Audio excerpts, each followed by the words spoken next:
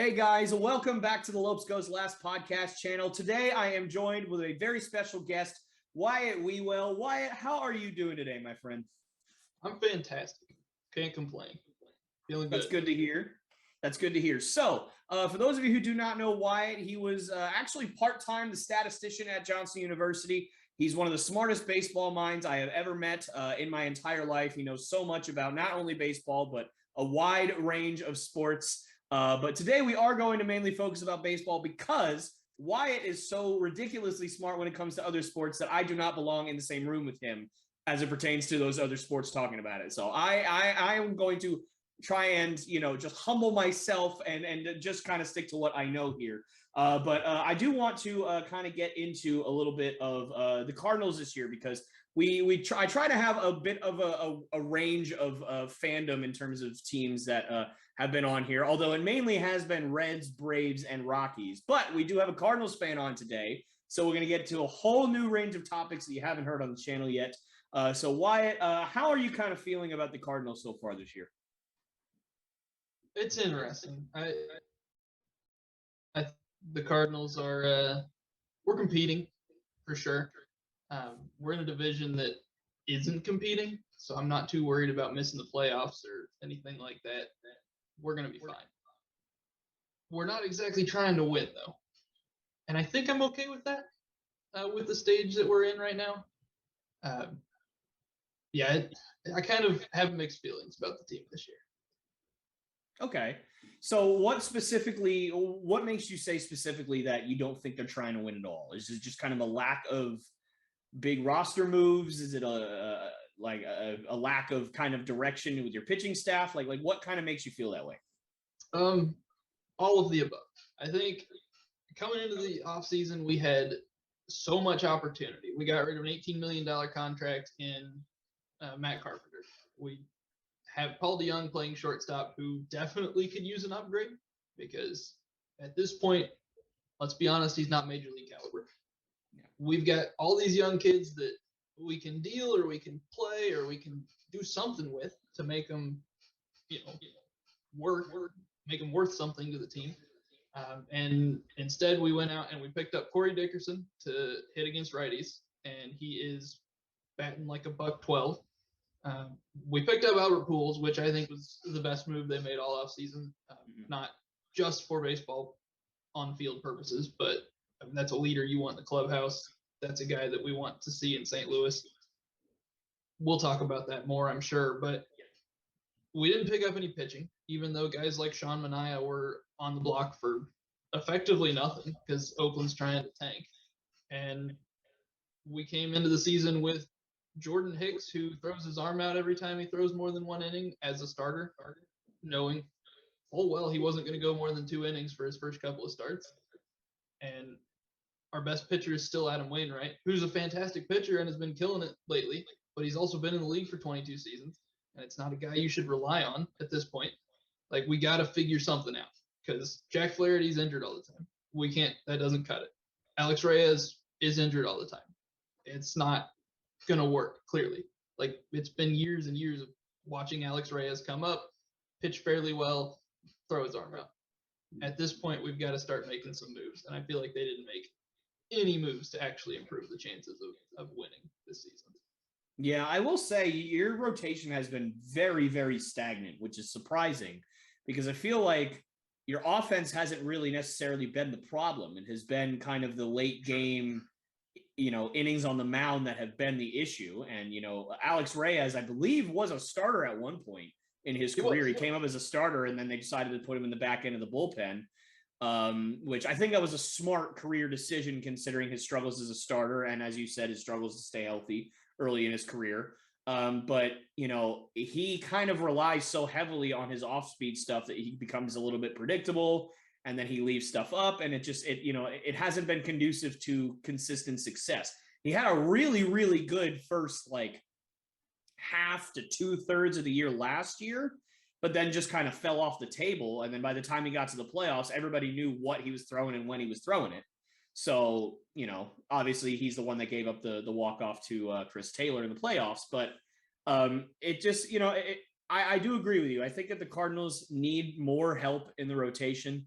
Jack Flaherty is a phenomenal young pitcher. He's one of the best young pitchers in baseball when he's healthy. But, those three words are career definers: when he's healthy. That's always the caveat. So it always is frustrating to see a guy or girl, for that matter, whatever sport you're talking about, with so much potential and everything like that just can't stay healthy, can't stay on the court, field, whatever, doesn't really matter. But that is quite frustrating. And I will say, I do agree with you a lot about what you said about Adam Wainwright. It's been a revelation almost the last 2 or 3 years. He's been just absolutely killing it. And the fact that he throws like 86 and he's still dominating at the age of what, 40, 41, 39, whatever he is, he's whatever 40, age he is. He's 40 now. He just turned 40. Yeah, exactly. Yeah. So it's been just amazing to watch. But, there's a reason why Rich Hill doesn't play for the Dodgers anymore. And it's because after a while, your body's going to start to wear down on you. And that's just how that's going to go. So, how much longer can you trust Adam Wainwright to be out there for 30 starts? I mean, I don't think he's got more than 1 or 2 more years of that. Maybe, if that. I mean, if you're lucky. So for sure. And I don't mean anything against Adam Wainwright. Adam Wainwright's one of my favorite players of all time. I still think he's a fantastic pitcher who's been unbelievably good for the last couple of years. But I don't think he's the guy you want to build around. Right. Not knowing if he's going to play next season. He said multiple times, I don't think I'm done, but I'm not sure yet. And I don't know that you want to just build a team around that and go, this is our ace. Because at any point, that may be over. And yeah, I want him in the dugout. I think he's never going to leave St. Louis. I think he'll be here, and so will Molina and Pujols. I think that's probably our coaching staff moving forward, if we're honest. But I don't think that you want to just go out there and go, well, we've got him, and we've got guys like Miles Michaelis, and we'll figure out the rest. Because that's basically what they did. They came into the season with 4.5 starters, and one of them's no longer a starter, so now we're pulling up guys like Packy Naughton, who, from what I saw today, pitched a great game, but it's not good to go into a season when the Brewers are building up and just go, we'll just see what happens. Throw them on the field and see what happens come June. For sure. Now it's June, and we're not too far in front of the rest of the pack. Right. Yeah, exactly. And I think you bring up a great example in the Brewers of another team that, a lot of people said did not make a lot of big, seismic shifting moves this offseason, but they didn't really have to, because their rotation is, you got a top 3 that's, arguably the best top 3 in baseball. Obviously, I don't particularly think they're the top 3 in baseball. I think that, anybody who looks at the Dodgers rotation will tell you that that's probably your best top 3 in baseball right there. But I mean, Corbin Burns, Freddie Peralta, and Brandon Woodruff, that's a heck of a top 3 in your rotation to throw out there every day. And then after that, I mean, you would like to get some other guys out there that are pretty decent. Adrian Hauser, I think you can upgrade over him.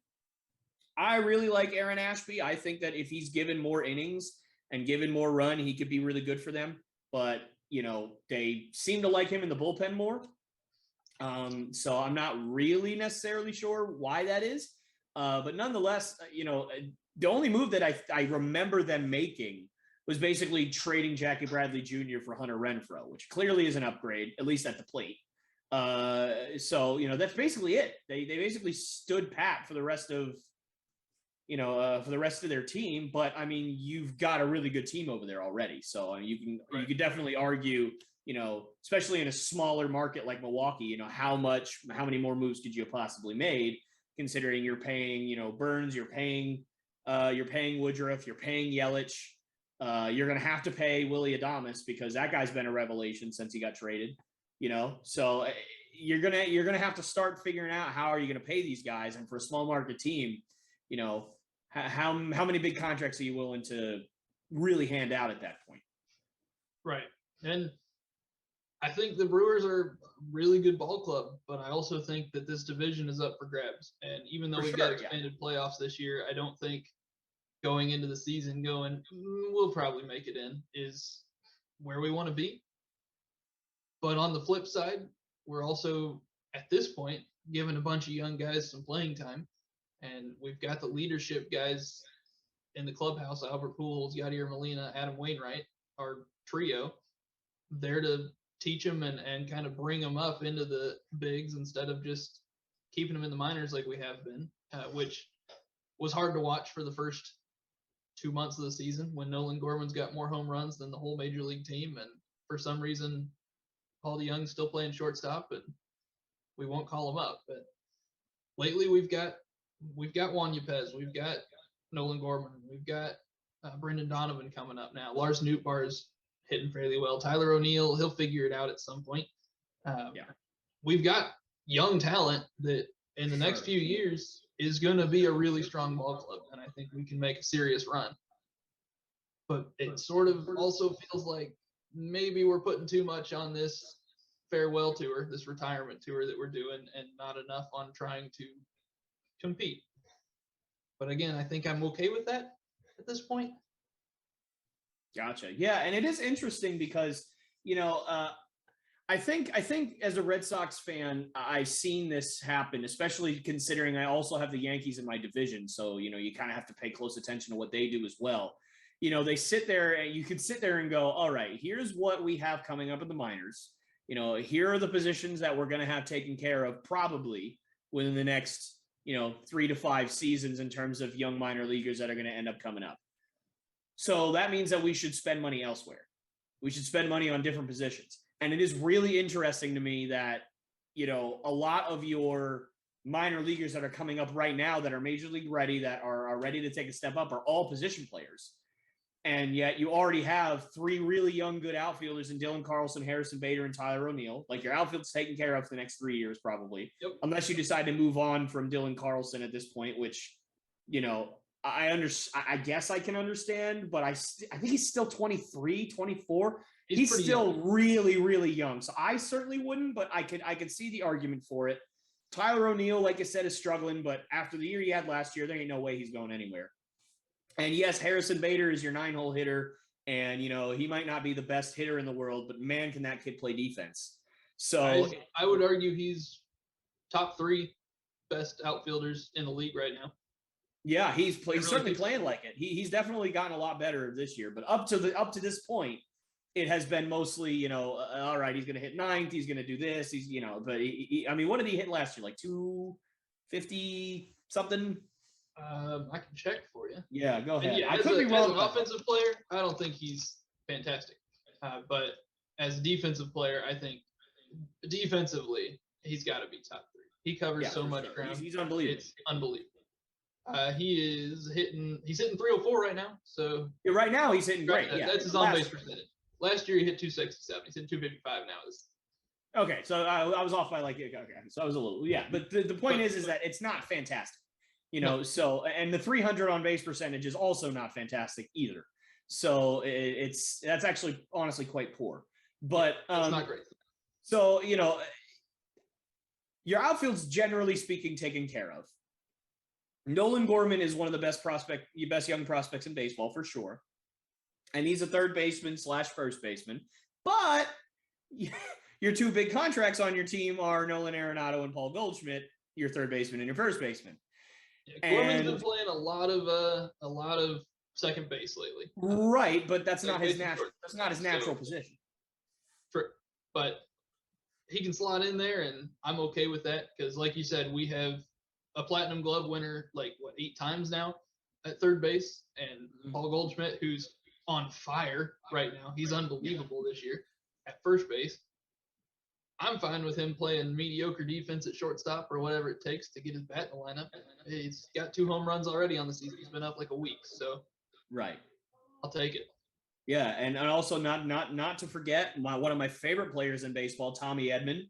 And I don't really know what his role is necessarily on the team. He's been kind of like a utility player. He plays all over the place. I don't know if he's your everyday shortstop right now, if he's, I don't know what's going on with that, or if he's your DH, which I don't know why that would be a thing, but he's been everyday second baseman for a year now, probably a little over a year since Colton Long left. But yeah, he has been just kind of, if we need a guy, he's our guy. If you need to play right field or short or whatever it needs to be, which is good. I kind of feel bad for him because I feel like some weeks he has no idea where he's playing in the lineup every night, but right. He does his best with it. Yeah, I mean, I think he should just be your shortstop. That's my opinion. Agree with that. I just think that I mean, his bat is way too good to not be in the lineup. And yeah, maybe he'll be maybe his arm's not the best and maybe his range isn't the best, but I mean, who cares at that point? I mean, you've got to put him in the lineup. It's not like you can't play him, and he's your everyday second baseman. He can slide over to shortstop. Like that's not the biggest transition in the world to make. The range is generally the same.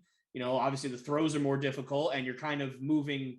You have to do like the opposite footwork and everything like that. But I mean, he's a Major League Baseball player, and he's 25, 26. He can figure that out pretty easily, I'd say. I would say so. Yeah, I would agree. And having Nolan Gorman at second base, or even flopping it and putting Gorman at shortstop, and like you said, it's not that big a transition if you've been playing second anyway. Have the two Nolans on the left side of the infield. That's a pretty good lineup right there. That would be good. But yeah, back to the original point is, you've got, I mean, let's just say that that's what happens. You put Tommy Edman at short, or you put Nolan Gorman at short and keep Tommy Edman at second, whatever the case may be, that's your offense. You're good. Like, you don't need to do anything else. You got Edmundo Sosa coming off the bench, which honestly, if it wasn't for Tommy Edman and Nolan Gorman being as good as they are, I would want him to play shortstop. I am a huge Edmundo Sosa fan. He has Red Sox written all over him. Like, he's got Alex Cora and Shane Bloom, utility guy that plays everywhere, just written all over him. He reminds me a lot of oh my gosh, I'm completely forgetting his name. The guy who played for the Giants, went to the Red Sox, Eduardo Nunez. He reminds me a lot of Eduardo Nunez in terms of just his play style, his fielding ability. He can play third, second, short, outfield. He can do basically anything. But anyways, that's basically your team. And you even got a guy that can pretty much play a utility role coming off the bench. That you're good. You don't really need much. And you also have Corey. You also have a platoon matchup that you can bring in off the bench. Like, you've got everything on offense that you need, quite frankly. So why are the Cardinals not spending the money in the areas that they don't have minor leaguers that are ready to come up and ready to dominate right away in your bullpen and in your starting rotation? And instead, they're still just spending all this money on offense. It doesn't make a whole lot of sense to me. Yeah, I agree with that. I think, granted, we have Matthew Liberatore, who just got called up. And that is true. That's about your only one. Really well. Packy Naughton got called up. Not a name that you hear much. He's just kind of replacement player at this point. And yeah, maybe he's going to be a fantastic player, but at this point, he's a warm body that we need in the rotation. And it's tough to go off season after off season going, oh, look at all these guys on the market. We've got starting pitchers left and right who are free agents, and oh, he's gone and he's off the market, and that guy's gone, and okay, now we've done nothing and it's opening day, and that's it. That's all we've got. And guess what? Every 5 days we're gonna pitch Johnny Holstaff because one of our starters is actually a reliever who isn't gonna go more than 2 innings, but we're pitching him there so that he doesn't go full beans on every pitch and throw his arm out. So we gotta figure something out with the rotation. For sure. And it's just so crazy to think Jordan Hicks, when he first burst onto the scene, and he was facing Andrew McCutchen and threw a 105-mile-an-hour pitch with 3 feet of sink to it. Like, you just sit there and go, oh, this kid's going to be brutal to have to face. And yet now he's still throwing 96 to 98-mile-an-hour sinkers, but it seems like he's lost that little bit of extra edge that made him so unhittable.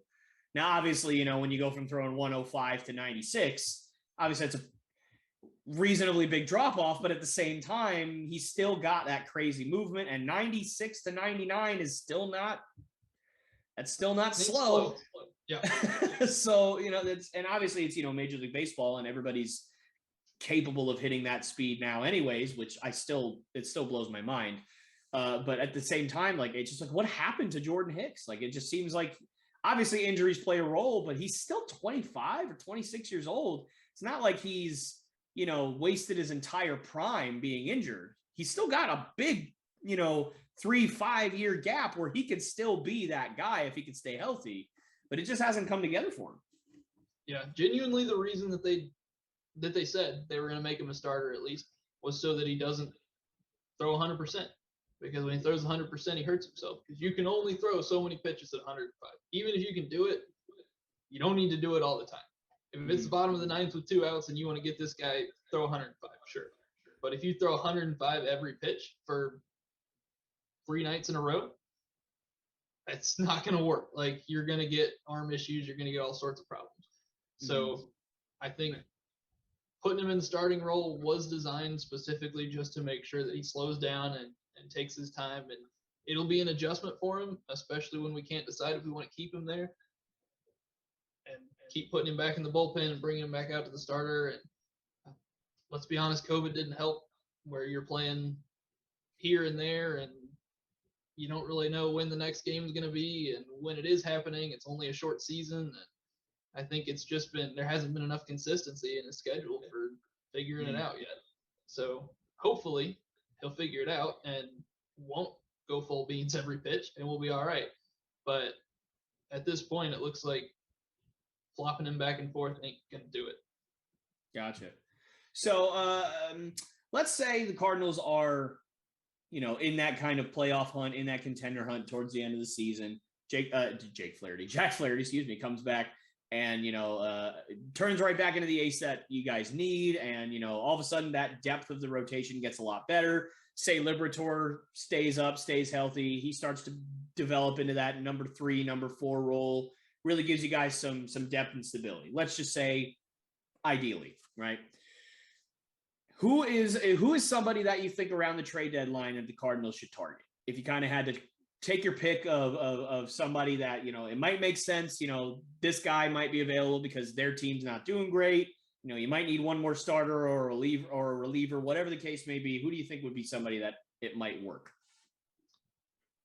I'll be honest with you. I'm not sure who's coming up to free agency soon and who's kind of going to be a rent a player this season as far as pitching goes. But honestly, just any starter. That's what we need. We just need arms in the rotation that have major league experience, that know what they're doing on the mound, and it's not just some kid that we pull up from AAA and go, all right, figure it out because you're our only option here. We've got to have guys who, even if they pitch just as well as Miles Michaelis, guys like that, just put them in the rotation and make sure. I know Dallas Keuchel just got DFA'd. Wouldn't mind seeing him in a Cardinal uniform. That'd be fantastic because he's a ground ball pitcher. He's the kind of guy that eats innings and that we need, because even our bullpen's a bunch of young guys and we don't want to be burning their arms out because we got to pull the starting pitcher every night. I think Dallas Keuchel would be a fantastic addition to the team. Yeah, absolutely. And I think that Dallas Keuchel makes a lot of sense. It's a good fit because he's also a lefty too. And I don't think you guys have a ton of lefties in that rotation right now or in the bullpen. Other than Liberatore, obviously, that I can think of. Gallegos, I believe. One of either Gallegos or Cabrera. One of them's left-handed. Yeah, Genesis Cabrera is left-handed. Yes, you're right. That's it. So, and I like Genesis Cabrera. I think he could really develop into somebody that could be a force. But obviously, he still needs time to kind of get his feet wet and everything like that. But I think that he makes a lot of sense. Somebody that I really thought would have made a lot of sense for you guys is John Means before the season. I thought he would have been a good trade acquisition, not just for you guys, but for any team that needed a starter. Because obviously the Orioles are going to be out of contention. I think he only has 1, maybe 2 years left on his contract, and it's a team-friendly contract. So only $4.5 million, something like that. So it would have been really, really good. But obviously he tore his UCL, so that wouldn't have been an option. I think that considering the Colorado Rockies are, they decided to hand out give their pitchers long-term contracts. I think that somebody like an Austin Gomber might make sense for a team, especially for you guys that just needs bodies. You won't have to give up a lot to get somebody like him. Trying to think of maybe a reliever that might make sense for you guys, but maybe one of the Royals. Maybe one of the Royals bullpen arms, like a Josh Stalmont or other names that I'm completely forgetting. But there's other there's other guys over there that I think would make sense. Again, not just for the Cardinals, but for a bunch of other teams. Because again, the Royals they're not going anywhere. So it's kind of a tough thing to have so many good young arms in a bullpen that's not really going to get a chance to do much at that rate. Spencer Turnbull's another one that I think makes sense for you guys out of Detroit, and doesn't stay healthy, but when he is healthy, he's pretty decent. He's a solid 4 or a solid 5, honestly, for a contending team. I think if he could stay healthy, but at this point, if we have enough guys that sort of stay healthy, somebody will be good. Like, that's all we need. We just need arms that are healthy. And fair enough. We're struggling for it. I think it would also be helpful if we got like a Craig Kimbrell type player who knows how to close games. Gallegos and Cabrera are good late inning guys, but they're young and they get in their head easily. And, I mean, you saw it last year when I think it was Gio hit 2 or 3 guys in the head in a couple of days and then just didn't have it for a week or so because he was worried about it. He's going to hurt guys if you're doing that, throwing as hard as he does. We need somebody who can just be at least a leader in the locker room. And when we go, hey, we need a 7th inning guy to come in and just shut down, even if it's not to close, somebody like that who knows what he's doing and has been around would be really helpful. For sure. Fair enough. Another one that just popped into my mind, Gregory Soto from Detroit. Their primary closer, another lefty out of your pen, might be good. Late inning guy. Not, your stereotypical closer. Like, he hasn't done all that great in the closer role, but he doesn't necessarily need to be an everyday closer role since you do already have Genesis Cabrera and Giovanni Gallegos. If anything, he could be a part-time 9th and a part-time 8th, part-time 7th inning guy. You can kind of do all 3 of those depending on the team, depending on the matchup. That would honestly be a really nice fit for you guys, I think. But wanting to shift gears, obviously you talked a little bit about, the three wily vets that you guys have, and Adam Wainwright, Yadier Molina, and Alber Pujols. 2 of the 3 obviously have been there their whole career, and then one, obviously his entire prime was essentially, with the exception of maybe a year or 2, was with the Cardinals. And now he's back. You and I had talked about it personally in private, obviously, about how much that signing meant to you and how much it meant to the St. Louis Cardinals fan base. But I want to kind of talk a little bit about Yadier Molina. And the reason is because there's always been and probably always will be these massive conversations around whether Yadier Molina is actually as good as everybody says he is or not. Now, I am of the belief that people need to stop having conversations like that and just enjoy, even if he is a complete statistical anomaly, enjoy the complete statistical anomaly. If that's the case, then just enjoy it, because there's never going to be another Yadier Molina that really ever walks the earth. I mean, he is just a complete, like, you don't know what kind of player he is. Like, is he good actually, other than his defense and his arm and his ability to throw out runners? Like, is he actually a good offensive player? Is he actually all that good of it? Like, there's all these different statistics that make you say, oh, he's the best catcher of all time, or he's wildly overrated. Like, there's just so many different things that you can say about him. And I just think that people should enjoy it. Now, obviously, you're a Cardinals fan, so you have gotten to enjoy it basically your whole career. Because, I mean, I don't remember what year he came up into the bigs, but, I mean, he's probably been around for the last 20 years, give or take. Right. So what is your obviously, I probably already know the answer, but what is your opinion of Yadier Molina in terms of the hierarchy of catchers all time? Is he right near the top? Do you have like a kind of like, upper middle kind of thing in terms of Hall of Fame catchers? Or are you like, nah, Yadi's up here. Yadi's with Yaz and Johnny Bench and all these guys? I think for me, Yadier Molina is one of the greatest of all time at the catcher position. Obviously, he's not a fantastic bat, but we don't need that. Like we've already talked about, we've got an offense that can carry him at this point, and really most of his career, the Cardinals haven't been a bad ball club, and they've had guys that can come in and kind of fill that role as the bat. But Yadi is fantastic behind the plate. He calls games like better than anybody. He's one of the best baseball minds, and watching him, I don't remember a time when Yadier Molina wasn't behind the plate for the St. Louis Cardinals. And that's my whole life has been watching him play. And every time it's been, this guy knows what he's doing. And every other catcher that comes to play us, with a few exceptions, is just it doesn't look the same. It looks very different when Yadi's behind the plate than when anybody else is. He's the way that he manages his pitching staff, the way that you can tell he knows everything that these guys want him to do, and he can adapt to every pitcher that he plays with. I think he's a fantastic defensive catcher for sure. Yeah, absolutely. And I don't even think, honestly, I don't even think that's really an argument. I think he's probably the best of all time in terms of just straight defensive metrics. But do you think that, kind of going back to what we were talking about a little earlier with the pitching staff and the lack of kind of big moves, do you think that Yadi's kind of genius behind the plate is a part of the reason why the Cardinals maybe don't feel like they need to go out and spend all this money?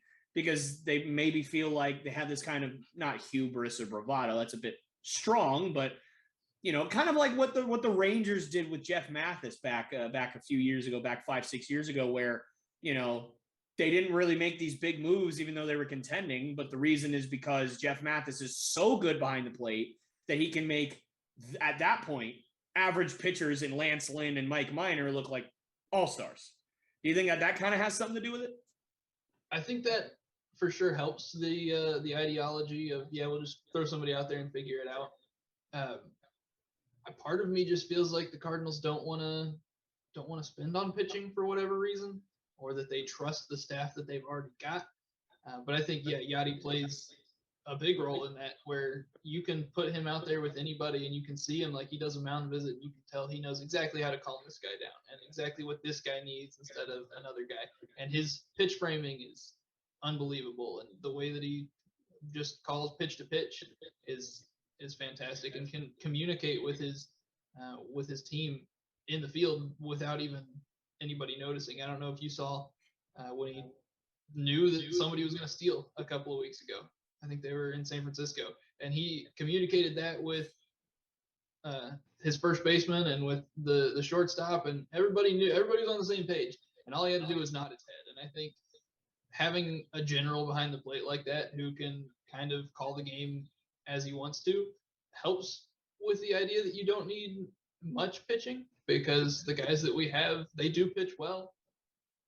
Every once in a while, we'll get a guy who goes up. Miles Michaelis has had some great seasons here when he kind of struggled for a while, and then all of a sudden something clicks and it goes. And I think a lot of that has to do with Yadier Molina. I don't think some of these guys anywhere else would have played that well if they had, somebody else behind the plate. If Andrew Kisner was our catcher full time, I don't think they would have gotten hot when they did. Things like that Yadi definitely helps with.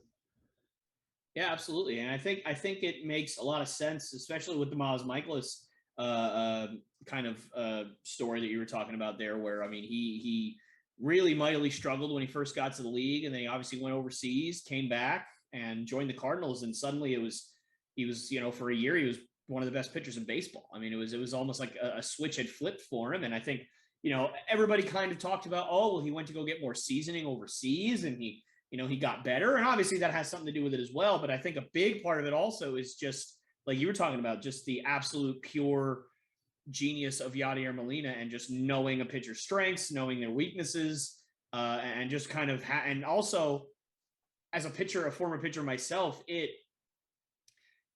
you can always see the difference in a pitcher that is not confident in their catcher and a pitcher that has just complete and utter faith in their catcher, because there is this sense, and it's happened to me too. Like it happens to everybody when, you don't know your catcher, or, you're playing for a travel ball team, and you never had this guy behind the plate before. So you don't know, what their body kind of does in terms of like how they block and which side they're good or not good kind of sliding to.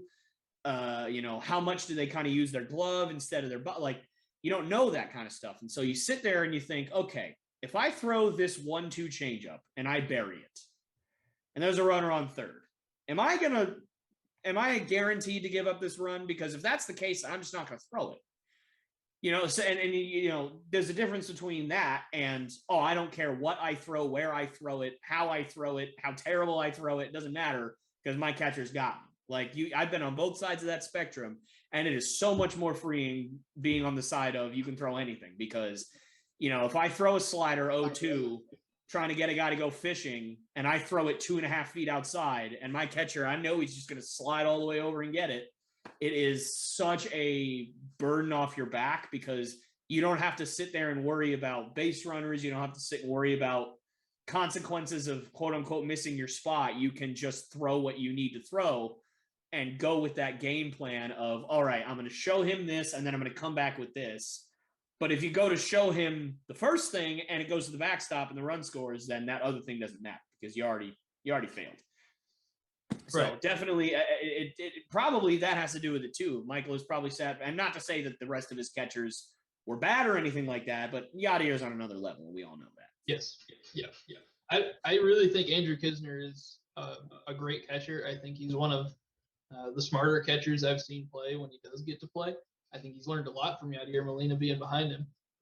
I'm worried a lot about his defense or his offense. I mean, when he becomes the full-time starter next year, if we don't, pick up somebody in the offseason, because he hasn't had a chance to see much major league pitching. And when he does, it's once every 2 or 3 weeks, which speaks to how good Yachty is. Nobody catches for this long. Buster Posey is the only other guy I can think of who catches for 19 years and barely misses a game. But it doesn't help when you've been on the way out for 4 or 5 years. Every year we go, this is probably Yachty. This maybe Yachty's last year.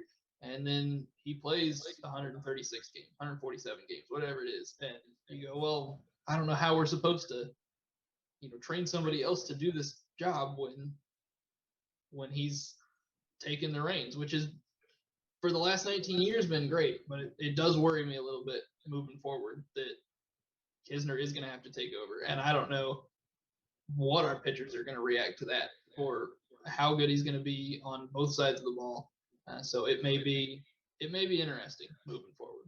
For sure. And I think that, in a lot of ways, Cardinals baseball is kind of like Patriots football. And not necessarily in the just, kind of overarching success of a million World Series or a million Super Bowls, although you guys certainly have had your fair share of World Series. But I think it's more of just the stability of what you have and how Cardinals baseball is going to be played. Where, obviously with the Patriots, you have Bill Belichick and you have Tom Brady. I don't care. Everything else can just, you can have, 52 other completely different players from the year before. But I've got Bill Belichick. I've got Tom Brady. I know what we're going to do. I know what kind of football we're going to play. And I think that certainly when Tom Brady left, it's been an adjustment for all of us because it's kind of a thing of, man, like this is just completely like the Patriots are just different now. And, some of it's good, some of it's not so good, but you kind of have to take that in stride. And so I am really interested to kind of see, because that was a perfect transition, what you were just talking about with my next question, which is what is kind of the plan for the catcher position going forward? Because, and again, I try and keep up as much as I can with every team. But I also, I have other sports that I follow and that I have to try and absorb. I obviously have a wife that I want to take care of, and I have a job and everything. So it's, it's a lot to try and keep up with. So I can't kind of keep up with every single thing. And I just haven't heard anything about what, the Cardinals' plan has been. And I mean, I don't know how old Yadier Molina is at this point. 38, 39, 40. He could be 56 for all I know. I don't know. But at the same time, like I just haven't seen the Cardinals draft a catcher in the first round the last 2-3 years. I haven't seen them do any of that kind of stuff. And so what is that kind of plan? Is it Andrew Knizner? I can't say it. I can't say that last name. It's okay. Nobody can spell it either. So I don't know. Knizner?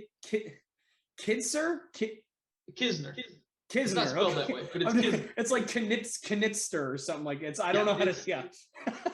It's not close to how you say it, but Knizner. Right, that's why I have trouble saying it. Yeah. But anyway, yeah, go ahead and laugh at me in the comment section. That's fine. But anyway, no. So is he your long-term play? Is that kind of what you're hearing out of the front office?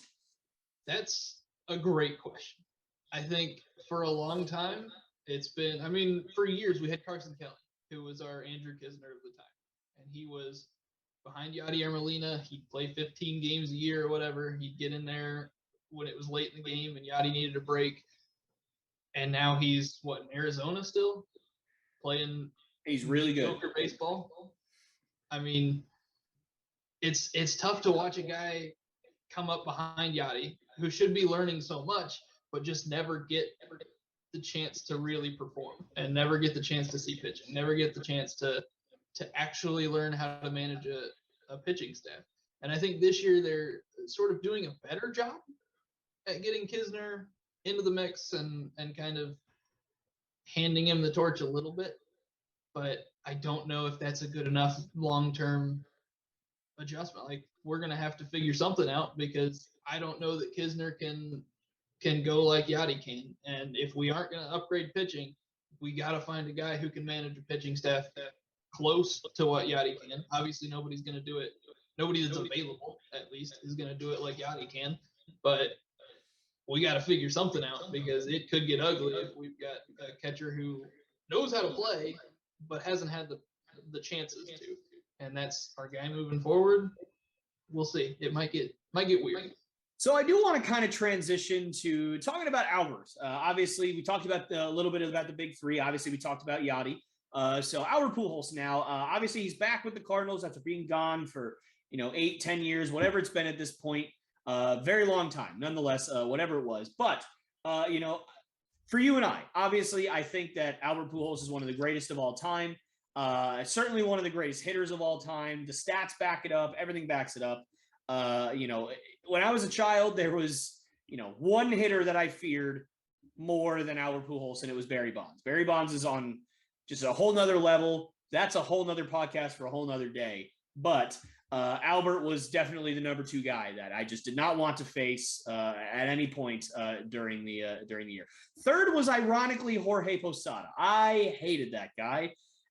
He would hit he could hit 210 and he'll hit 800 against the Red Sox. I hated him so much. But anyway, no. So back to Albert. But so obviously Albert's career has been well documented at this point. We know how good he is, but there also has been basically 8 years of average to below average baseball for Albert, and injuries and just subpar play, eating away at the Angels salary cap basically, and just he was just kind of there. He didn't really do much, didn't really attribute to winning, didn't help Mike Trout out barely at all. So obviously I know the answer for you and I personally is he's one of the greatest of all time, and that's not even a question for the two of us. But there are a lot of people that say that the giant 8-year gap of subpar play for Albert will, hurt his status among the greats of all time. Now, I don't think anybody's saying he's not going to be a Hall of Famer or anything like that. He clearly is a first ballot Hall of Famer, or at least he should be. But where do you think that he kind of sits on kind of that pantheon of player? Is he still at the very, very top for you as a Cardinals fan, or are you kind of one of those people that is like, he was fantastic and he's one of my favorites of all time, but that 8-year gap really did hurt him a little bit? I think a little bit of both. I think, yes, he's one of the greatest of all time to me. Albert Pujols is fantastic. Just to give you kind of an idea of what he means to this city, I was at a game a few weeks ago. It was 7-0 in the 6th inning, and Pujols came in to pinch hit, and every single person in the stadium was on their feet. And if that doesn't scream one of the best ever to you, I know it does to me, where in a game that literally doesn't matter, at a point in the game that is over, and you can have people giving you a standing ovation the whole at bat, is unbelievable. I think for Cardinals fans, he's next level. I get the argument that the 8 years definitely hurt him when he was in LA. Watching him struggle through all of that was no fun, for sure. But I mean, if you look at his stats, he had one season where he hit under 300 as a Cardinal, and that was 2011 when he hit 299. After that, his career average is still 297, even including the time that he spends in LA. And everybody struggles in LA. If you're not Mike Trout, you're struggling in LA. That's how that works. And now Shohei Ohtani, but those guys are our next level and potentially the greatest ever. Just if we're honest, but going to the Dodgers, he hit all right. He was filling in when they needed him to, and he would play pretty good ball there. It sucks that he struggled for so long, but I think just looking at his numbers being 17 shy of 700, still top 10 in that, I think you have to really tip your cap to him and say, yeah, he's one of the best pure hitters of all time, whether or not he's shown that in the last few years. Absolutely. So do you think that he is going to reach 700? I sure hope so.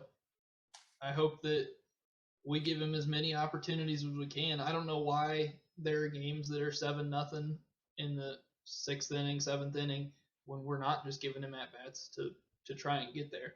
Because let's be honest, this season isn't about winning. This season is about the retirement tour. And we're all here for it. We all understand what it is. I'm so happy that it's happening.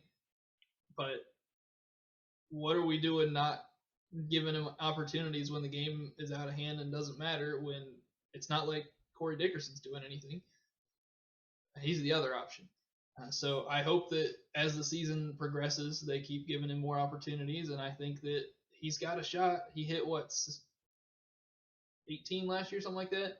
So he's got a shot, and I would like to see it happen, and hopefully it all goes to plan, and he hits that 700 and then can ride off into the sunset and become a coach or whatever is the next step for him. But yeah, I'd love to see it. Absolutely. Yeah, me too. I mean, I think it's only right. I wish that the years in LA had gone a little bit differently. I think most people do, but I mean, he could be the home run king if things had gone differently. For so sure. It's it is sad to see that was, I mean, let's be honest with ourselves.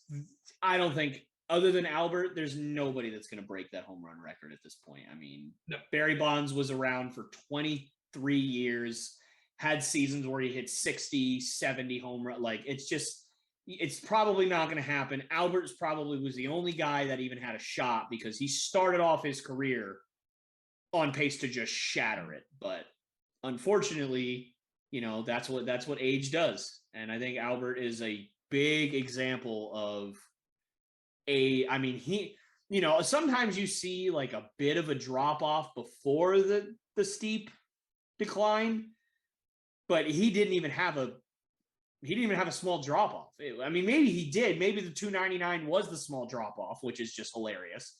But after that, I mean, it was like he hit a wall. Like he had one injury and that was it. Like his body just quit on him. Yeah, I think he's one of the guys who struggles for sure on the base paths, and that's an understatement. Granted, he did steal 17 bases in a row before getting thrown out trying to steal third this year, but he doesn't steal very often because he just knows the game and knows when to go.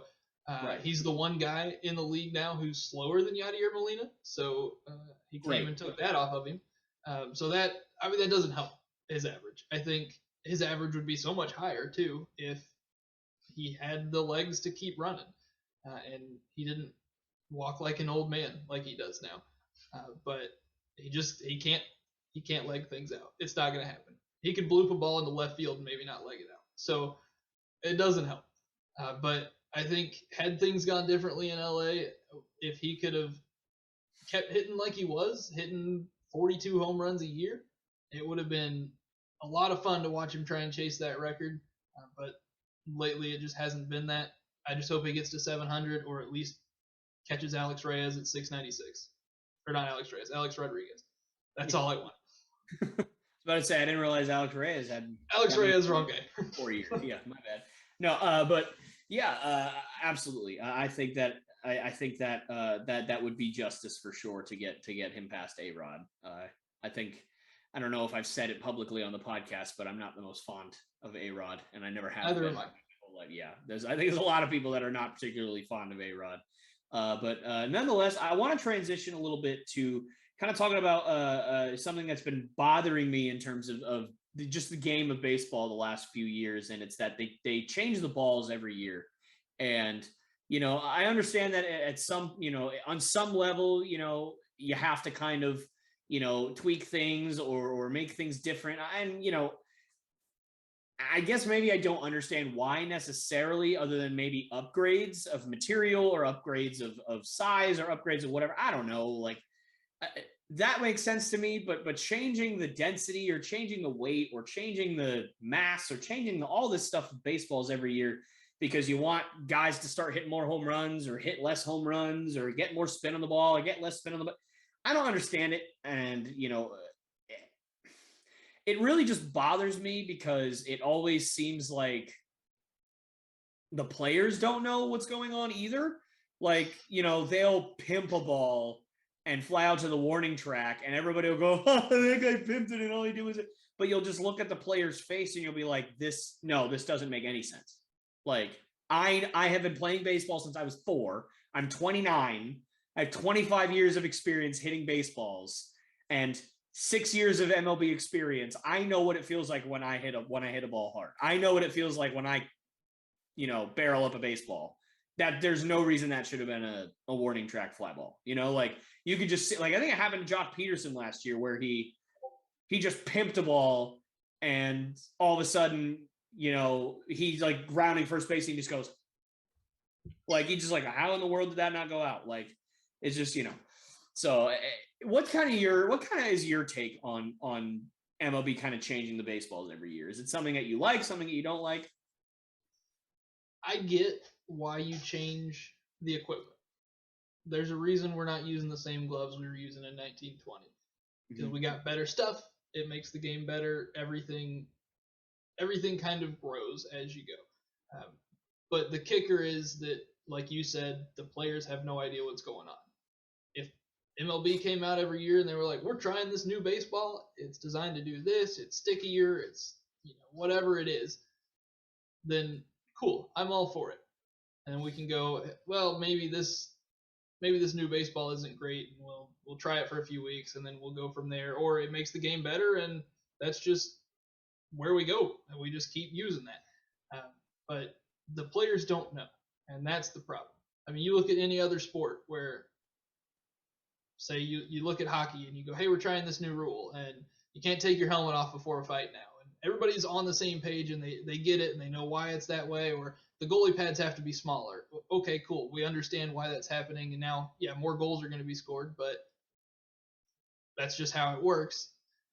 But you can't just do that and then 8 months later go, oh, yeah, everybody was saying that about the balls. Well, that's true. It turns out, yeah, we did manufacture differently or do something differently when we just didn't mention it. And I think that's where the controversy comes in. If they just say, hey, we're changing it, you might be upset about it, but like everything in baseball, they change it, nobody notices, and we move on. Mm-hmm. But they don't say it. And clearly they've done something this year because the ball's dead. Guys are smoking balls, and it's not going anywhere. But you can't just not say that you did something and then expect everybody to just kind of figure it out and be okay with it. Yeah, absolutely. And again, it bothers me just because like the especially the way that they handled last year. I think last year was a real kind of case study as to how bad Rob Manfred is in terms of his position and how he uses his power and how he chooses to handle things. Because, he said himself in the offseason that he needs to do a better job of caring about the players and kind of doing that stuff. And, I suppose I'm glad that he at least said something about it and at least addressed it. Whether that'll change, we'll see. I haven't really seen anything that makes me feel like things have changed or things will be different. But, I think we all know that pitchers have been using substances to get better grip on the baseball for years. I mean, it's been, probably 30 or 40 years since that hasn't happened. And even when it quote unquote hasn't happened, there were still ways that pitchers would get advantages because, they felt like they had to. Now you can argue that that's right or wrong. That's a completely different discussion. However, if you know that it's happening and you choose not to stop it, then you are accepting that is a part of your game. And again, you can argue that's right or wrong all the live long day. That's fine. You can have either opinion. I personally think that it's not a good thing to do, but because I never did it. I was never that person that used sunscreen or used pine tar or used any of that stuff to get better. I was not that person. I know a lot of people who have, and they have a different opinion on that than I do, and that's fine. They're certainly allowed to have that opinion, and you might even have a completely different opinion on that. I'm not sure what your actual opinion is on that, but for me, if you are not going to do anything about it, you're accepting that that's part of the game. And so when last year there's 12 no-hitters thrown in the first 2 months or 3 months of the season, and instead of you saying, oh man, I think we might have really messed up these baseballs, let me take responsibility for my part in this, you blame a 40-year thing that's been going on in your game that you know about, and in the middle of the season with no warning, you just completely change the way that pitchers have to do things. And then you sit there and wonder why your players are not wanting to play for you. And you wonder why they're sitting and locking you wonder why that they're going into these lockout meetings and they're being a little bit more difficult than they usually are. Like, that's why. It's because you're being an idiot and you're not taking responsibility for the stuff that you're doing. Now, again, you can argue that the pitcher should have never been doing that stuff in the first place. And that's a fine argument. Change it in the offseason then. If you know it's happening, you can't change it in the middle of the season. It's not like it was a brand new thing that they just started that year and they're like, you know what? We tried to let this go and we can't. This is ridiculous. No, it's been going on for decades. Like, it's not new. It's not breaking news that pitchers use pine tar. Michael Pineda got kicked out of a game like 10 years ago for having pine tar all over his neck and all over his jersey. Like, it's not a new thing that's, just happening now. So that's what really bothered me more than anything is the way that they handled last year was just absolutely atrocious. And you think that they would have learned their lesson, but it seems like this year the balls maybe not are as dead, but they're still really dead, as you were talking about earlier. Yeah, I think you hit the nail on the head. Just trying to cover up what you're doing by making something else the focus. And I don't know how I feel about the pine tar situation and using sticky stuff to make better grips. And I don't know how I feel about it. I'm not a pitcher. I don't claim to be. I don't understand pitchers. Y'all are weird. Fair. But but let's be real. You can't change that in the season. You're going to get guys hurt. Guys are going to overgrip things. Guys are going to throw their arms out trying to do something different so that they can get more spin rate on the ball because they weren't used to that before. And now their livelihood depends on how well they throw a baseball. And let's also be honest, the Mississippi mud that they use to butter up the baseballs and make them better, probably not the best system in the world. Everybody else has figured it out. You go to Korea, you go to Japan, you pull that baseball out of the packet and it's sticky and it's ready to go. Maybe guys wouldn't have to use pine tar if they weren't dried out and like just slick. So that's a different discussion to have. But yeah, you nailed it when you said if you didn't just change things in the middle of the season to throw them off the scent and try and show, well, the pitchers are too good now because the thing that they've been doing hasn't changed. It doesn't make any sense, Yeah, exactly. You look at other sports, like I'm a big Formula One fan, and you watch Formula One, every year they change the tires. They told Pirelli to make a tire that's worse so that it wears out faster, so that they have more pit stops, they have more strategy that they have to do. If they just didn't tell the drivers that, and guys are going, this car eating through tires like it's nobody's business now, there would have been outrage if they didn't say something before the season. I can't imagine any sport where that wouldn't be the case. So right. It's hard to look at MLB and go, yeah, that was a good idea to do this right now, and instead of just owning up to what's happened. Yeah. And what really throws me off about them changing the baseballs, and let's just say that it seems like it's a normal thing. All right, we'll change the baseballs every year. Fine. Why would MLB not change the baseballs to make hitting more prominent, to make it easier to hit? Because listen, we all know that MLB does a horrendous job of marketing its players already. We already know that. But who are your guys that you should be marketing? Who are the guys that, they're the fan favorites? They're the guys that people come to watch. Listen, you and I are baseball purists. You and I will go to the ballpark to see Max Scherzer pitch or to see Jacob deGrom pitch. But a 6-year-old is not going to want to go see Max Scherzer pitch. No offense to Max Scherzer and no offense to the 6-year-old. But the 6-year-old wants to go there to watch Ronald Acuna hit a baseball, or to watch Luis Robert hit a baseball, or to watch Alber Pujols hit a baseball. Like those are the people, Mike Trout. Like these are the guys that kids and generic general baseball fans are going to want to go see. So why are you making the game more difficult for them?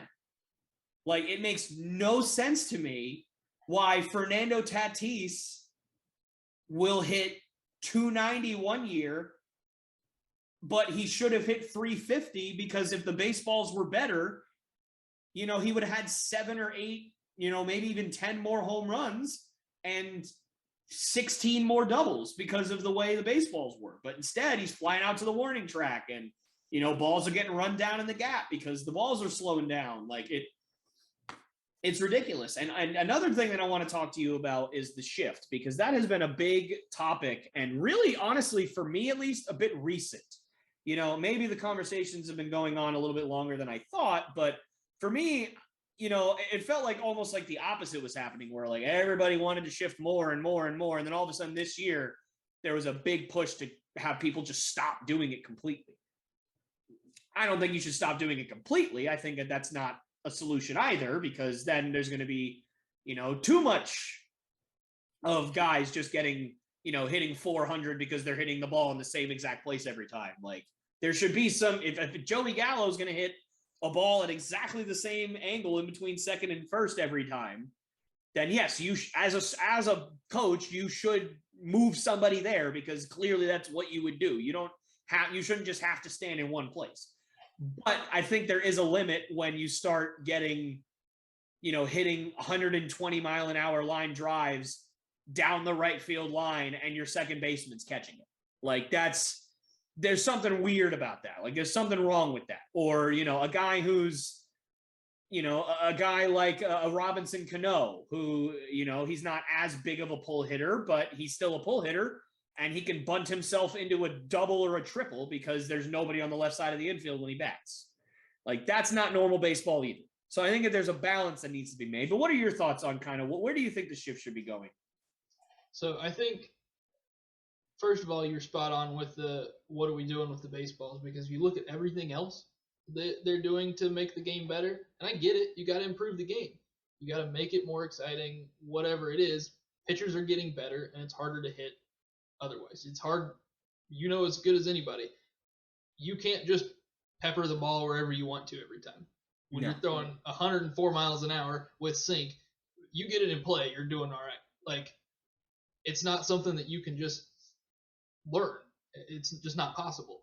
So we've got to do something to make it better for the hitters. So they're looking at banning the shift. They're looking at moving second base, which makes sense because it's in the wrong spot anyway. They're looking at making the bases bigger, whatever it is to make the game more offense. And then they produce these baseballs that don't go anywhere. And yeah, there's more balls in play, but the center fielder doesn't have to move to catch them. So it's not real exciting.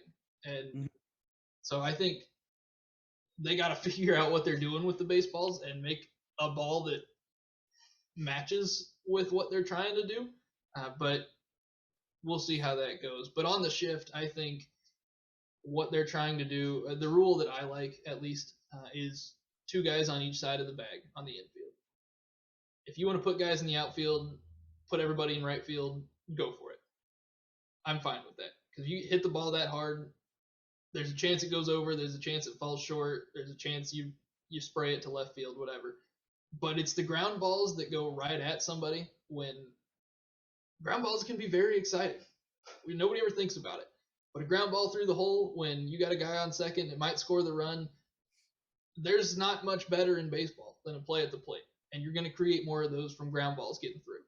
But if you load up the right side, guys like Matt Carpenter fall off a cliff because his whole career he was hitting the ball through that hole on the right side. And now you got 4 guys over there. So I think the shift is important. And if a guy's hitting the same spot every time, he's hitting it down the line every time, put the first baseman down the line. Yeah. But you don't necessarily need 4 guys over there to do that. If you want to put the second baseman in shallow right, do that. But he's going to miss the middle of the field because you don't have 3 guys on the right side of the infield to cover that. And you can still mostly shift. If you want to put a guy, your shortstop, just to the left of second base, just barely, so he can range over and make the play, that's fine, but it at least leaves a gap so that you can leg out a single or you can push one through the hole and maybe get an RBI. And it does make the game more exciting because, let's be honest, home runs are great, but if every pitch is a home run or a strikeout, it's not any fun to watch either. Absolutely. I completely agree. And that's another reason why, I mean, I don't want to keep harping on the baseball doctoring or whatever you want to call it, but it is frustrating to see the trajectory of, just to see, it's not like the people that run the game of baseball don't see these trends of, for the first time in the history of baseball, the last 3 seasons, there have been more strikeouts than hits. Like, that has never happened before. That was inconceivable 10 years ago, even. Like, impossible. Like, there was a chasm between the two. There was several percentile between the two of them. And now, it's just, they've completely just gone the other way, where singles are a thing of the past. And guys are being okay with and being paid to strike out 45% of the time. And it's just absurd. Like, it's normal for a guy to go out there and hit 40 home runs, maybe, if you're lucky, because again, baseballs are, not going out of the park very often anymore. So 40 home runs is actually really amazing, but they're also striking out 35 to 40% of the time. So that takes care of roughly 50% of your at-bats are home runs or strikeouts. And the rest of the 50% is for every other possibility. Walk, hit by pitch, single, double, triple, ground out, fly out, pop out, sacrifice, like everything else, every other possible thing that you could have is in just 50% of your at-bats. And it's such a common thing now. Like even leadoff guys are, hitter, like just super do or die players now. It's just crazy. Like, like Ozzie Albies for the Braves. He's a fantastic young player, but he's going to strike out 35 to 40% of the time. And that is just not like what I grew up with. Jacoby Ellsbury being a leadoff hitter, or Brett Gardner, or, insert name here, like Johnny Damon, like any just your generic, I'm fast, I get on base, and I can hit for decent average, and I don't strike out. Like, I just put the ball in play, and I'm fast, so like Ichiro, perfect, another perfect guy. Like, those are your leadoff hitters. Not, it's again, and I'm harping on the baseball thing again, but like, the game is just so different now because of how much people are striking out. And so you think that the people that are in charge would go, oh man, like pitching is getting better. It is not uncommon for guys to come up throwing high 90s anymore. Like, that is almost what you're expected to do. Like, to me, it almost feels like if I look up a guy like Nick Lodolo for the Reds, for example, I don't know much about him. So I know that he's going to come up this year. He's a top prospect in the Reds organization. I look up how hard he throws. He throws like 92 to 95. That's really good. But I'm still slightly disappointed. And, maybe that's my fault. But, like, it's like you're almost trained as a baseball fan to go, oh, this guy doesn't throw 100 as a starter? Like, is he even all that good? Like, that's crazy. That's absolutely insane to think. But that's the way the baseball is played now. That's the way the game is. Pitching is so much more difficult to hit. Guys are throwing harder. Guys are throwing with more movement. Medical advances mean that guys are going to be able to throw harder and with more movement for longer than any time in history, other than, again, like a couple of guys here and there, like your Nolan Ryans or your Walter Johnsons. But nonetheless, like, that's what baseball is now. And yet we're still making baseballs that make it harder to hit as if it's already not difficult enough. Crazy. Yeah. Just look at a guy like Joey Gallo, who is a big money guy. I mean, the Yankees paid that man to come and play mediocre hitting baseball. He hit 38 home runs last year across the Yankees and the Rangers when he was there. He only had 99 hits. He struck out more than anybody in the majors. He walked more than anybody in the American League. And that's not exciting baseball. Yeah, when Joey Gallo absolutely just tanks one to right field and hits it 490,000 feet or whatever it is, it's a great highlight to watch on Twitter. But when he's hitting 200 because he strikes out 213 times a season, it's not something I would choose to tune into if I'm not a hardcore baseball fan. You know, if playoff hockey's on and the Yankees are playing the Red Sox, I'm going to watch hockey because it's exciting and there's stuff happening instead of guys striking out all the time over and over again for 4.5 hours. Right. It's just no fun. For sure. I completely agree. And it's, definitely, we're picking a little bit on Joey Gallo here, obviously, but I mean, he's just the most extreme example of a guy that just does not care about anything other than strikeouts, walks, or home runs. I mean, he is the definition of the three true outcomes in today's game. And, it's so interesting to see, guys like a Tommy Pham or not a Tommy Pham, who we will get into Tommy Pham, but a Tommy Edman or a Rafael Devers that, they are guys that still hit for high average, although Devers is a little bit less so now. But, I still think that Rafael Devers will be an MVP candidate by the end of this year. He's absolutely killing it. But, there's guys you have guys in the majors that are still, they'll still hit for high average. They'll still get on base.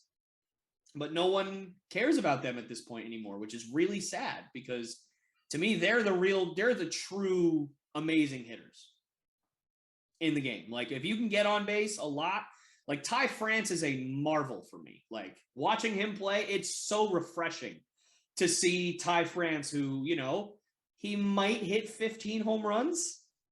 If you're lucky, you'll get 20 out of him. But he's going to have a 400 on base percentage by the end of the year. Like that's what's going to, it's going to be 390, 400. And it's so nice to see because I would much rather have that guy on my team than a guy, again, I hate to pick on Joey Gallo because he's a great player and, he is great in his own way.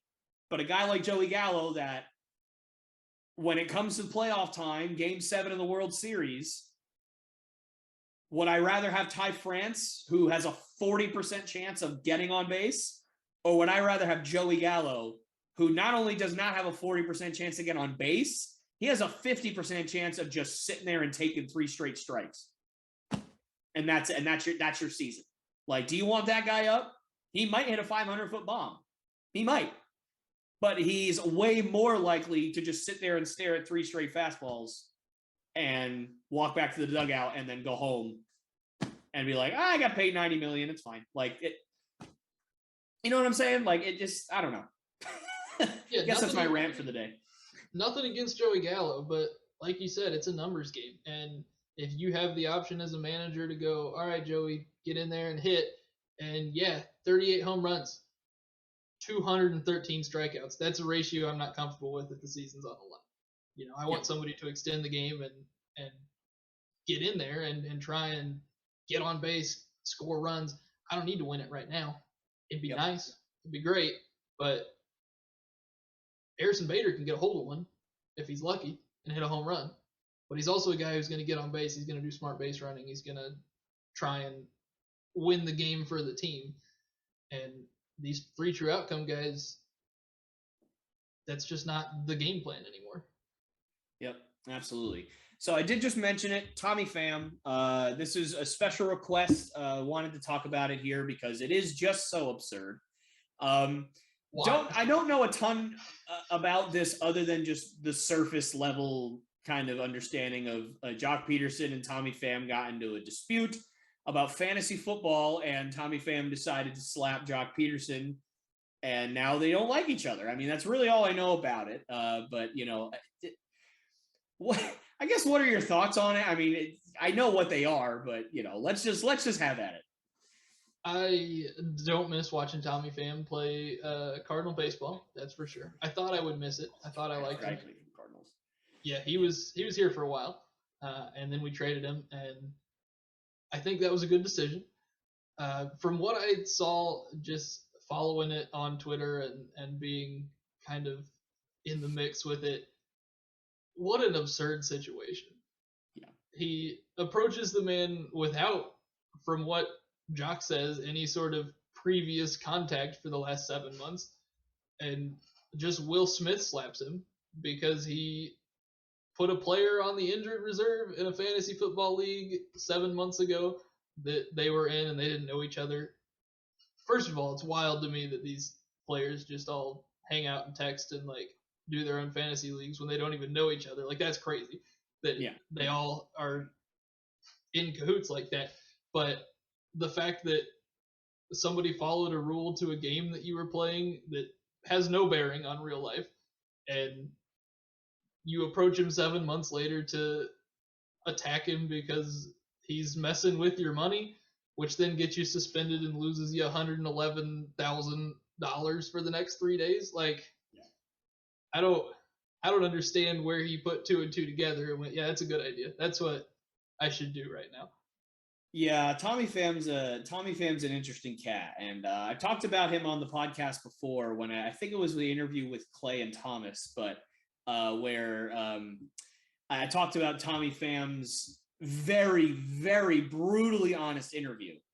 Which I mean, I can't say. I mean, I can't hate it. I mean, he's honest. I can't hate on a guy being honest. I just think that there's a time and a place to be brutally honest, and there's a time and a place to maybe try and deflect the conversation elsewhere. You know, there's been plenty of times where I've wanted to say something about somebody that I really don't like, or somebody that's really struggling on the court or on the field. And then I have to think to myself, well, how would I feel if I'm in their position and I'm struggling, or if I'm not doing well and somebody started blabbing about how bad I suck? Like, I'm not going to do that. So when he just went out there, and I don't know if you heard about this, when he went out there and just basically said, I don't care about my teammates. I don't care about us winning. I don't care about the Reds. I am here to hit the ball and get good stats so that I can make money next year. Like, he was, again, brutally honest. Can't hate it. But at the same time, it's like, wow, you are 7 games into the season, dude. Like, maybe save that for the end. You know? Like, you got to go in the dugout every day for the next 4 months and talk to these people that you just said I don't care about. Like, that's insane to me. Like, he's a different breed of human, man. He really is out of his mind. Did you ever see the GIF that Jock shared in this group text that supposedly set him off? I did not. So it's something. Just a joke, clearly. There's a GIF of 3 weightlifters throwing bags over their heads, and one of them, it comes back down, and the handle, like, catches her around the neck, and she falls over or whatever. And he put the Giants, the Dodgers, and the Padres logo on it. Just superimposed it over that. And the Padre was, of course, the one that had the blunder and fell over. And it was just like a, haha, that's funny. Like, clearly just picking on one another because that's what athletes do. If you can't handle that level of trash talk, maybe don't be a professional athlete, because that is the bare minimum. But yeah, I can't imagine what was going through his head, and he was like, I'm gonna go hit this man during batting practice and see what happens. Yeah, that is wild for sure. I don't really know. I don't know what goes through somebody's mind when they make that decision of, like, because clearly this is not just a rash decision that he made on site. Like, it's not like he saw Jock Peterson and was like, you know what? I didn't plan on doing this, but I'm going to go ruin his day. Like, that is clearly like you're, you know, in the bottom of your, in the basement of your house with a giant pot of, you know, green liquid, and you're stirring, and you're like, I'm going to slap him, like, for like months. Like, that's clearly 7 months. 7 months of fantasy football. Dude, I've made trades in fantasy baseball where I felt really good about the trade, and then immediately everybody that I just traded for got injured for like the rest of the season. It's happened. Right. And do I go and slap the person for trading me those people? No.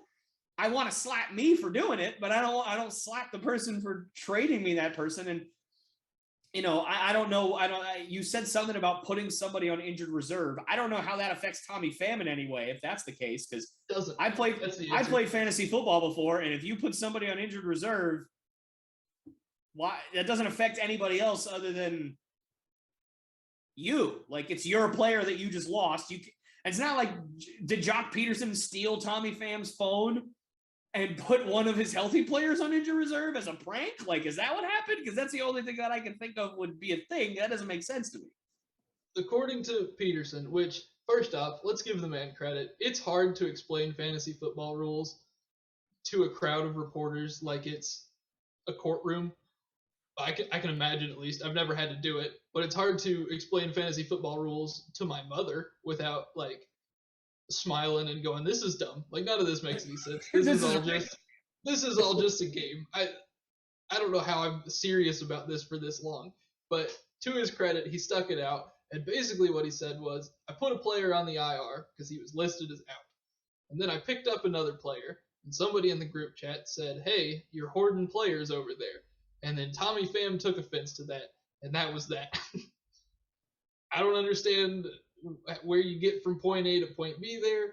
I also don't understand why you would put money into a league where you don't agree with the rules on the IR.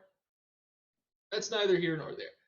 That's what he claims happened, and then he got smacked. So I guess that's what happened. So it gets more absurd the more you think about it. Yeah, because I'm sitting here thinking, okay, that makes a little more sense than just putting somebody on the IR and that's what set them off. The only thing that I could think of is that Tommy Pham just wanted that player really bad, and Jock Peterson took him off the IR or took him off the free agent list. Make the move first. Yeah. Now I will say, I don't know if you've done fantasy football before, but in a lot of fantasy league, there is this thing called the waiver wire, like the waiver priority or whatever, where, like, let's say, I'm playing fantasy football and, I have Chris Godwin. Oh, Chris Godwin just got suspended for a year. That's unfortunate. Well, I got to I'm dropping him and I got to pick up a wide receiver. So I pick up a wide receiver, and I'm the last person to pick somebody up. That transaction was the last free agent move that somebody made in my league. I am now last. So if somebody drops somebody, there's a 2-day waiver period. So the only way I get that player off of the waiver wire is if nobody else in the league decides to pick him up off the waiver wire. But if anybody else before me, because I'm last, picks him up and I want him, then that sucks because I'm not getting him. Like, there has been plenty of times where I played fantasy baseball or fantasy basketball where I've really wanted somebody and I try to pick them up off the waiver wire, but I'm like third or fourth and somebody before me got him. Like, that's just how it goes. So if that is what happened, and, this is, again, me reading into it a little bit, then, dude, like, what are you doing? Like, there's no reason to, obviously no reason for, in any way, shape, or form, no matter how it goes, to slap somebody over fantasy football. But that's not even like, it's not even like, I'm not that I would understand it. I wouldn't understand it. But I could see something along the lines of, like, okay, if this guy broke into my phone and, like, just dropped everybody off my team and I couldn't get anybody. Like, I wouldn't slap them, but I understand why you'd be upset because, like, right. you want to be competitive and you want to win. So if somebody did that, I'd be like, okay, like, you deserve to be upset about that. But that's just a rule in the game where, like, right. If you have somebody that's injured, you can pick up another person. That's how it works. That's how fantasy sports works. It's like getting mad at the opposing manager because he put in a pitcher you can't hit very well against. Like, that, it doesn't make any sense to me. The man followed the rule of the game, and then you decided to get angry about it? Yeah, there's a lot of money riding on this league, I'm sure. I can't imagine the dollar amount that the winner got for this league. But them's the rules, It's not like, I don't know. It's wild, and I don't want to think about it anymore because it just drives me insane that somebody cares that much about fantasy football. Like, Yeah. When you're a professional athlete anyway, like you do this for a living. Right. And then you go and play fantasy football and you smack people over it because they're messing with your money. Later, yeah. Yeah, 7 months later. Yeah. Someone you've never met before. This was their first interaction. He didn't go, "Oh, hey, Jock, nice to see you." He just came up and smacked him. Like, what is this? What kind of a human being just walks up to a man and smacks him for no apparent reason? Like, I don't get it. But I don't know. It is what it is. That's all right. Well, we are unfortunately out of time here. Wyatt, my goodness, man, thank you so much for joining me today. It's been so fun. It's been such a great conversation. I 100% have to have you back on the channel. Have to have you back for a podcast. But I do, before I go, I want to plug your streaming account on Twitch. Padici, right? I don't know how to actually pronounce it. It is. I haven't been streaming in a long time, so Don't go there. There's nothing there. But I appreciate the plug. But instead, what you should do, late nights on the weekends, go to Fox Sports 1 and 2 and watch Australian football because it's the greatest sport you'll ever see, and nothing else is on. So record a game, watch a game, find a local club. There's 45 teams in the States. It's the greatest sport ever, and actually I'm about to head to a team barbecue after this. So there you go. Yeah, go watch some Australian football instead of following me because I'm not that excited. Fair enough. Well, once again, buddy, thank you so much. Thank you so much for joining me. I really appreciate it, and I'll talk to you soon, man. Again, I'll definitely have you back on here. Anytime. All right, buddy. I'll see you later. See ya. Hey guys, me again. Thank you so much for watching one of my clips from the Lopes Goes Last podcast. These clips are so much fun to do. I absolutely love making them, and I absolutely love doing them. And this podcast is my baby. So I really want this thing to grow, and I really want it to succeed. So if you did like what you see, please subscribe. Also hit that bell notification so you never miss any one of my episodes or one of my clips like this one. And please do also like and share these videos with your friends and your family so that we can make this thing grow as fast as possible. And I wanted to thank you again so much. And I hope you guys enjoyed the video and have a great rest of your day.